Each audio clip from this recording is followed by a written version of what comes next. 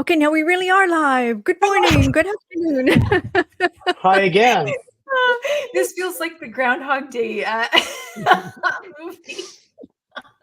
Totally. Welcome to Getting to Unstuck. So I thought we were live once. We weren't apparently, but I was right into it. So I'm gonna come back and conjure up what I just finished talking about to no one.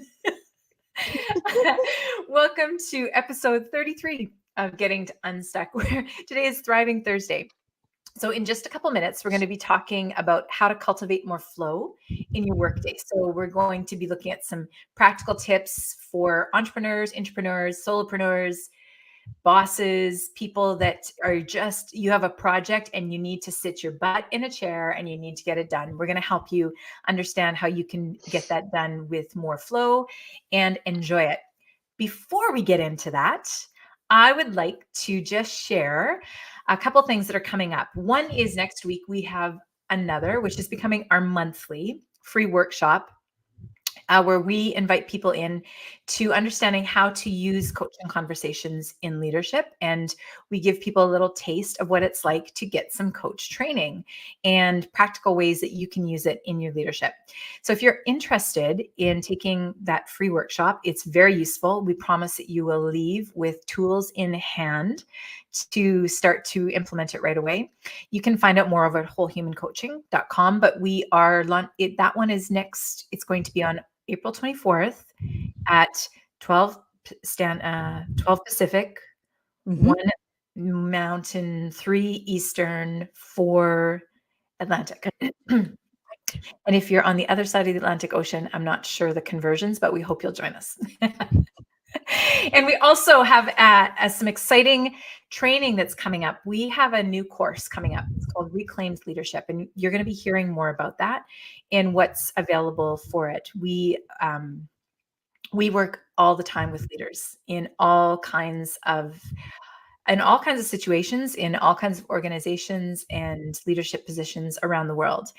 And we are really excited about our new Reclaiming Leadership course, and we're going to be talking more about that later. But for now, let's get into how to cultivate. Do you know what I was thinking? Sorry to interrupt, but I was thinking, some people might not know what it means to have a coaching conversation. So I wonder if we need just to kind of sprinkle a little bit of thought on like next week's workshop, right? Like, what does that mean to have a coaching conversation? Fantastic. For me, it's about being less reactive. It's about being more proactive. It's about this idea of appreciative inquiry. It's about coming to a situation with less baggage, if that makes sense, coming to an intersection where there might be some conflict, there might be some challenges, there might be some high blood pressure, there might be some reactivity. And the idea of what we're going to offer next week is coming into that space much cleaner and getting to a destination. It's a little bit like an operating room, because I don't know, I was in one on Monday, so I'm thinking about it like you come into that space and it's clean and neat and tidy, and you can have a much more productive conversation and hopefully get a much more productive outcome about it. So I just I only thought about that as you were mentioning. I'm like, no, maybe we need to tell people a little bit more about that. Thank you for pointing that out. That's what it's for. It really is. And the interesting thing is that coaching conversations can look in so many different ways. I was just reviewing for a student of mine a recording they had sent me, and they, in their coaching session, provided very little interaction. It was just some really well-placed questions that dropped, as my colleague Lily says, like a pebble in a pool. Question dropped in and the thought process just went out, rippled out. Really lovely to see. So a coaching session looks how you need it to be, which is a beautiful aspect of it. You get what you need from a coaching conversation. Exactly. So sorry, I interrupted the flow. This is really good. Thank you for this, because this does lead us into what we're going to be talking about. Because there are anyone can be a coach. Anyone can learn how to use coaching conversations. So I know that a lot of people can have different ideas around what coaching is. But at the core, coaching conversation is about co-creating something. It's about believing it. It's about entering into a conversation, understanding that the person that we're talking to already is a whole human, and that we're working together. We're on the same team, uncovering what they want, the answers that they're looking for, the questions that they're coming to that conversation with. Definitely. So, oh, sorry, Carol, were you going to say something? Well, no, it just makes sense that what happens in a coaching conversation when we observe it and it's moving just the way we want it to as the coaches, is that our clients experience flow. Exactly. They do experience flow. So here's a couple things when we're, and the reason that we have been thinking about this is because we find that often when you enter into a conversation, I mean, for us as coaches, let's say we enter into a conversation with someone and they could just be hanging up the phone from something that was like in crisis or whatever. And so we take a minute with them to help them get centered. But that's because we're the coach in that conversation, and because we understand how to use those tools and offer them to someone else, and because we're sitting outside of the story that they're attached to. But getting into a state of flow and connecting with that part of you that is calm and ready to either get the work done or get things through to the other side, complete a project, whatever that challenge is not something that's always accessible to people, whether it's outside of them, it's their environment that they're working in, or whether there's internal conversations. I mean, it could be, it's always a different situation. So what can we, Colin, you've been researching some things around the challenges around when people feel like they're not able to maybe access flow in their work. Yeah. And you know what? They're kind of the usual suspects, right? It's feeling distracted, feeling overwhelmed, feeling unfocused, feeling a little bit sort of scatterbrained. And those tend to amplify things like anxiety or depression, but also reactivity really plays into this, because your fuse is so short in those moments of being out of flow that you begin to react and you begin to really respond with some kind of anger and other emotions that don't necessarily add any value to the conversation. Right. So that's how it manifests in. And then of course we blend into how that creates anxiety within teams and toxicity ultimately in the end. Yes. Yeah. It's a good indicator though. You're not in flow is when you get sharp and you get agitated, or you respond in a way that is not your chosen way of being. All of those are real good indications that you are not in a state of flow, because it's really well described. But it's relatively new. So the state of flow, I think anyone who has done art or dance or some creative expression understands what that means. But it was described, first of all, by a positive psychologist back in 2004. And his name is Mihai Csikszentmihalyi, a very long name, which I'm happy to put into the resources, but I had to look up how to pronounce it. But he was the first who really described it. And he was saying that it is a state, and I'm quoting him here, a state in which people are so involved in an activity that nothing else seems to matter.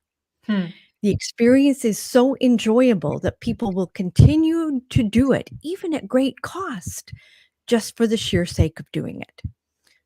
We know that we experience this sometimes. Time vanishes. We forget to get up and go to the bathroom. We are just so into what's happening for us that it is so pleasurable and delightful. But it doesn't have to be exactly like the ultimate experience. Colin, you mentioned it. It could happen when you're doing the dishes. Oh yeah, absolutely. I think flow. I think we I think we sometimes believe that things like mindfulness and flow Mhm. and meditation are these lofty ideas, right? That Mm, are so hard to attain. And there's a distance between where you are today and where you need to get to. And you have to read all these books and do all this study. But actually, you don't. It's attainable and it's yours. You huh. already have it. It's already in you. Mhm. It's just a question of shining the light on that and really kind of focusing on it. Yeah. Mhm. Yeah. I think it's also important to think about the fact that we often think we don't have something because we're not familiar with it. Mm, So if our work day is based on crisis after crisis, and or there's our workload is overwhelming, or it's just we mhm. feel like our a big part of it is our focus is can become so dissipated that we just feel Yes. it's the word I would use is scattered. And I am Mm, very familiar with what scattered feels like. I know when I feel out of my depth, when I feel like there's too many things that are vying for space in my head. There's competing interests. You're having, you know that you're scattered if you're trying to do something, but your mind is somewhere else. Or if you've ever mm, had that sense of, for me, one of the ways is when I have to get into details of something. I need to be able to give myself some space to settle into the mhm. details, because if I don't, I can read something over and over and over again, and it doesn't sink in, right? So, Yes. that that distracted, that sense of complete distraction, and of how we've also thought that work has to be difficult all the time, like Mm, that we it doesn't for us to be a leader, somehow we believe that there has to be a sense of sacrifice and grind all the time, and that we're always almost at odds with ourselves, and that's not first of all, that's not a sustainable way to live and no. work. And that's not where the energy is ultimately going to be, no matter what we're doing for work, no matter Mhm, where we are. So Carol, tell us mhm. some of the things that you've Well, observed and learned. there's a way that it can be triggered in no matter what we're doing, and when we look at it scientifically, it's a balance. It's really the balance between something that is very difficult Mhm, and something that we know that we can perform. So there's a sweet spot in there. So what you're saying, Crystal, is when you're in that scattered space, we're not able to determine to get into the rhythm of something. mhm, Because once we hit that sweet spot, once we're in that space of and it happens when we're doing the dishes, and that's not a difficult task, mhm, but there is a flow to it when we are balanced by doing something that can be satisfying and just there's no frustration in it. It just is there's a sweet spot of moving through it. So flow arises when we look at it in the brain, an interaction between positive emotions. Oh, I can do this. This is good. I'm yeah, moving and the high attention focus. So it's when we're using our prefrontal cortex. So it's in the very front of our brain.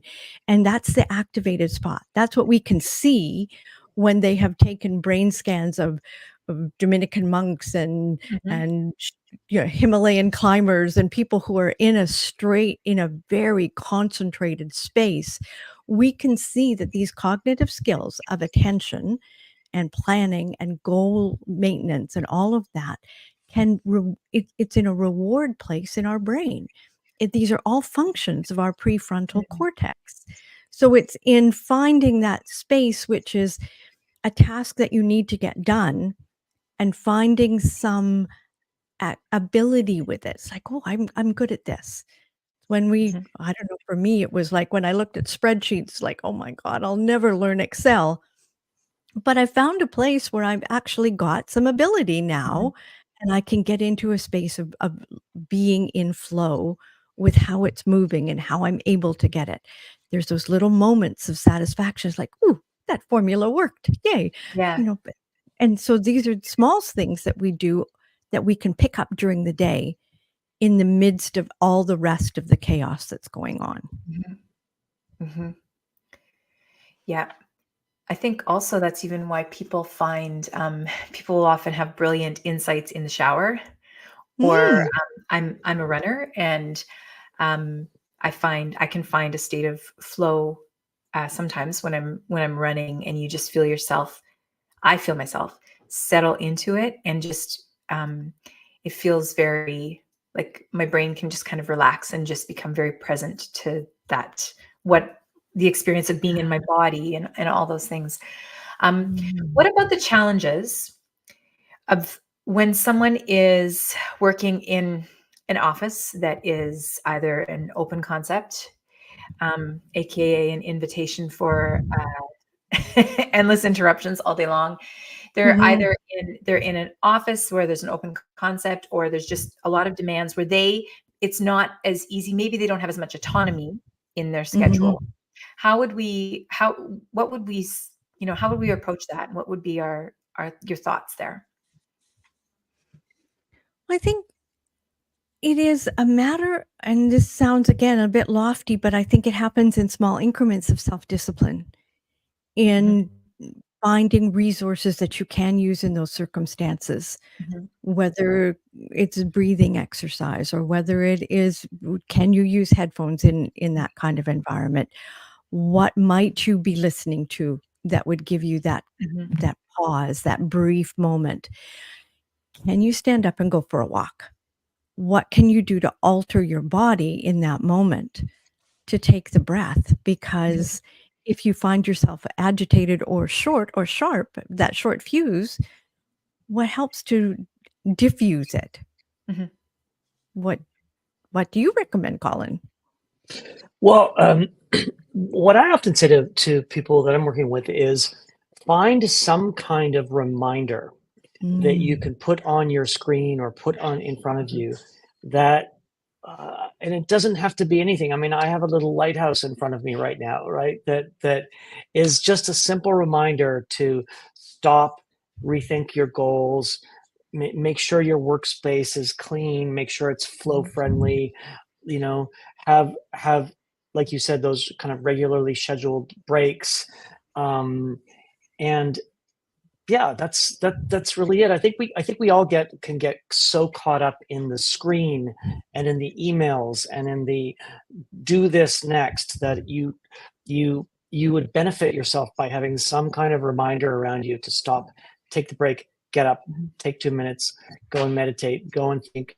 Um, there's also things that you can think about in terms of other little rituals, jumping onto some grass, um, mhm. thinking about meditation, even for mhm. 2 minutes by yourself. Go to the bathroom, close your eyes. You Yeah. know, Yes. or not go to the bathroom and close your eyes. Go into a room and close your eyes, Right. right? Yeah. Um, try and think of what are the distractions that are getting you Mhm. away from the flow, right? Mhm. Yeah. And that could be having, 25 windows on your screen open. I've got 3 open right now. But it's that Mhm. kind of um, awareness. And then I think multitasking is also the devil that we have got to deal with, right? Yeah. This idea that we can multitask, and I think there's a lot of research out there now that multitasking does not work. You actually Doesn't know. accomplish Yeah. much less. It's a Mhm. myth. So Yeah. it is it really is a mess. And then what's the culture? What is the culture in the organization that is um, uh, allowing you to be in flow or interrupting it? Mhm. What are the sort of peaceful mechanisms that you need to, Mhm. or you would like to introduce into the Yeah. organization if you're a leader? Yeah. Having that conversation with your colleagues is really important. Yeah, Yes, I think so, yes. and I think also, it does a couple things. It gives other people permission to be like, "Yeah, actually, I would I would benefit from that too." So it creates a sense of solidarity around Mm. making sure that this is a respectful place where people can have that space to have flow. Mhm. Beyond that, and in addition to that, one of the things that I have found is I've used for a long time like science-backed music, so different kinds of music sometimes, and it's not, or sounds. This sounds crazy, Mhm. but like, do you know one of the things that they say that is the best way for your brain to be able to relax and settle into something is through bird song. listening to birds, like literally. So I have bird song channels. I'm not a bird watcher, but I'm a bird listener. I sometimes will do that if I need to like allow myself to sink into something.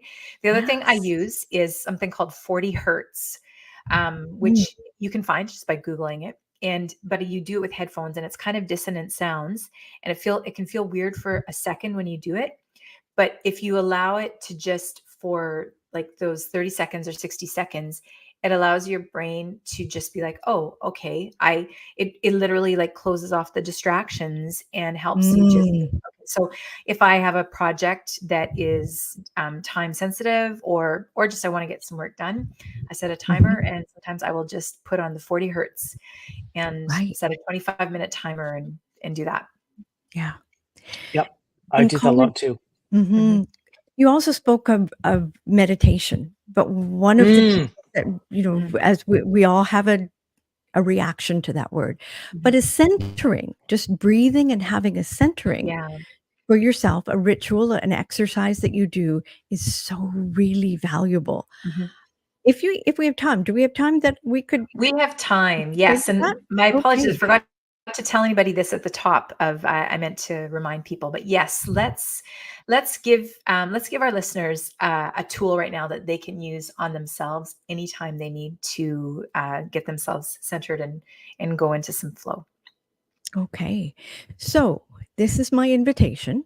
Now, if you're driving, please do not do this because I'm going to invite you to close your eyes. So my invitation is to ground yourself wherever you are. And if possible, and if it feels comfortable, to close your eyes or just lower your gaze so you are not distracted. Invite you again, if it works for you, just to take a deep breath in and out. And first, bring awareness to what is going on in your head. What is happening in your thoughts? Are you currently feeling scattered? Are you thinking about what is next? Don't judge what you are thinking. Just notice. Next, bring some awareness to what's going on in your body. How are you feeling? Is it heavy? Is it light? Are there some areas of tension? Is there some discomfort that you're aware of?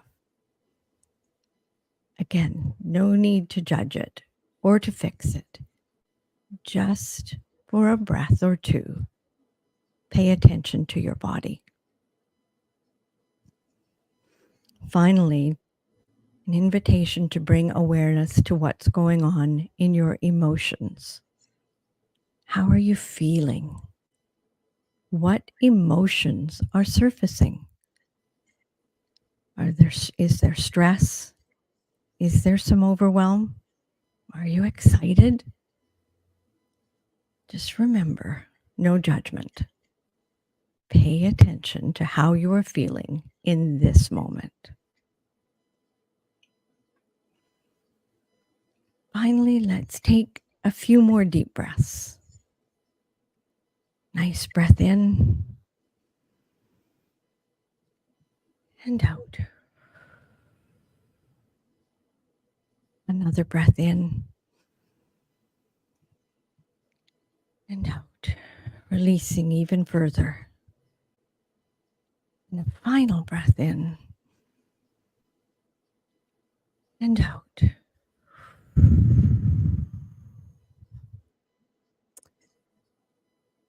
Remember, in this moment, at this time, you are safe, you are supported, and you are loved. When you are ready, bring your attention back, open your eyes, and join us.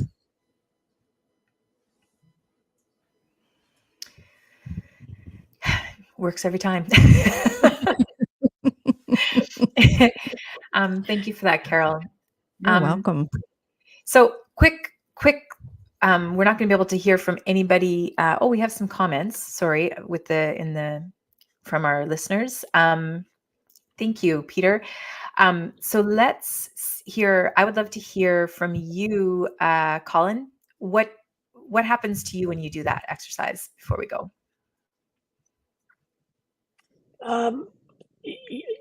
For me, it's all about coming into the present moment. I Mm, think, so often the world we live in can have our minds rushing into the future, right, and creating Yeah. anxiety about future storytelling, and then maybe running into the past with regret or depression or even anxiety about the past and things like that. And I think exercises like this and staying in flow allows you to be powerful in this moment in time, because that's really all you have. You don't have anything else. You might have your next breath, right? So if these exercises and these thoughts and thinking that we raised or brought up today can bring you into the now, I think that's extremely powerful. Yeah. So I that's agree. what it does for me, is just gets me to here and now. Yeah. Because that's all you got. The rest are just thoughts. Yeah. yeah. So When I do it, one of the things that I always feel is I feel that this lets go a little bit back here on my shoulders, even if I Mm, don't realize that I'm holding something. Just that moment of just allowing yourself to just settle into something, just gives your yes. body permission to relax, and thus gives your mind also the same permission to relax. So. Mhm. Mm. Um, thank you to those of you who have joined us today. Don't forget that we believe in you, number one, and we consider it an honor and a privilege that you would join us and that you are part of our Getting to Unstuck listenership and viewership. And if you did like this episode, please share it. If you know someone else who could benefit from it, that would be your gift to them, and we would appreciate it. Don't forget about our free workshop coming up next week, and stay tuned for our upcoming training sessions and great things that are going on. Thanks for joining us. Thank you. take care, everybody. Have a good week.